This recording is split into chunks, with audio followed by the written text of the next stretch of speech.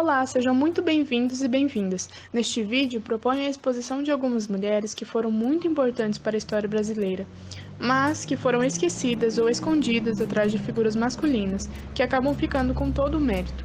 Aqui vou apresentar brevemente seus feitos e suas contribuições. Então vamos lá. Ao lado de Zumbi, líder do Quilombo dos Palmares, estava Dandara, sua esposa, que lutou ao lado dele pela libertação dos negros no período colonial. Sabe-se que ela não fugia de uma briga, lutava capoeira, sabia manejar armas e caçava muito bem. Suicidou-se em 1694, junto com vários outros quilombolas, durante a tomada de Palmares. Tarsila é um dos nomes centrais da primeira fase do modernismo artístico no Brasil e foi uma das responsáveis pela organização da Revolucionária Semana da Arte Moderna de 1922, realizada em São Paulo. Ela é autora da pintura brasileira mais valorizada da história, o Abaporu, que ultrapassa os 2,5 milhões de dólares. Marta é eleita a melhor jogadora do mundo por 5 anos consecutivos. A alagoana conseguiu um feito inédito no futebol brasileiro. Entre os homens, nem Pelé e Ronaldo alcançaram essa marca. Ela também é a maior artilheira da seleção brasileira, contando masculina e feminina, com 101 gols marcados, e a maior artilheira da Copa do Mundo do futebol feminino, com 15 gols. Considerada Joana d'Arc brasileira, Maria Quitéria de Jesus lutou pela independência do Brasil no início do século XIX. Para poder entrar em combate, ela disfarçou-se de homem e apresentava-se como soldado Medeiros aos outros oficiais. Acabou sendo desmascarada pelo próprio pai, mas foi defendida por seu comandante e continuou lutando ao lado dos homens. Em plena ditadura militar, Leila era defensora do amor livre e da emancipação feminina. Foi pioneira em usar biquíni na praia durante a gravidez e abriu caminho para que esse tabu fosse desmistificado. Aos 20 e poucos anos, era uma das maiores musas da televisão brasileira e também a que mais falava sobre sexo abertamente. Nízia Floresta é autora do mítico livro Direito das Mulheres e Injustiça dos Homens, escrito em 1832. Esta é considerada a primeira obra feminista do Brasil. Ela também escreveu importantes livros em defesa dos índios e da abolição da escravatura. Nízia viajou o país defendendo a alfabetização das mulheres e chegou a fundar colégios para meninas no Rio de Janeiro e no Rio Grande do Sul. Maria Lacerda é considerada uma das pioneiras do anarcofeminismo no Brasil.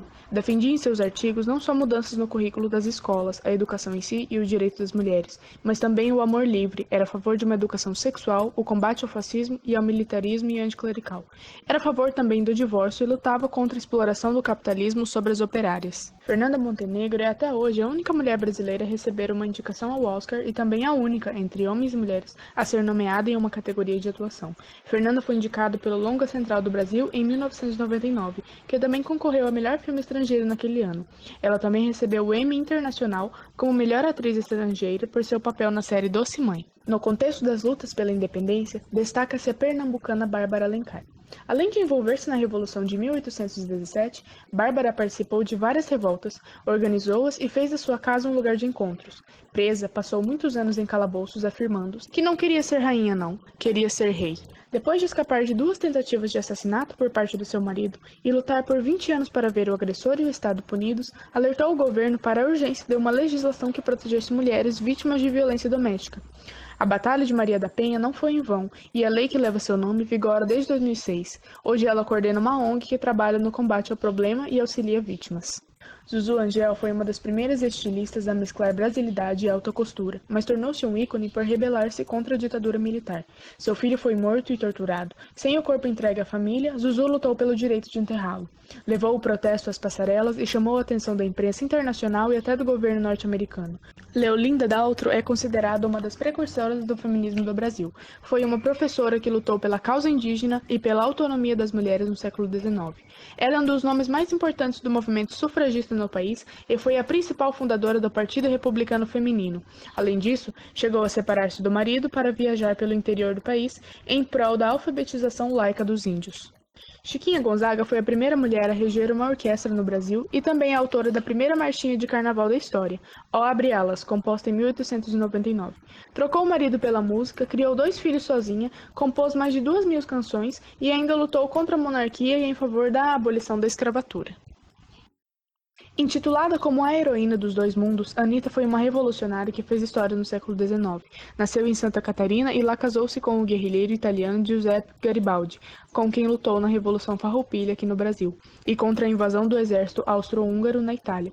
Teve 5 filhos, mas nunca deixou de lado as frentes de batalha, mesmo enquanto estava grávida. Zilda é reconhecida como uma das maiores humanitárias do Brasil. Foi uma pediatra importantíssima para a redução da mortalidade infantil no país. Seu legado iniciou-se em 1983, quando ela fundou a Pastoral da Criança, uma gigantesca instituição ligada à Igreja Católica, que hoje funciona em 20 países e atende mais de 1,5 milhão de crianças e adolescentes.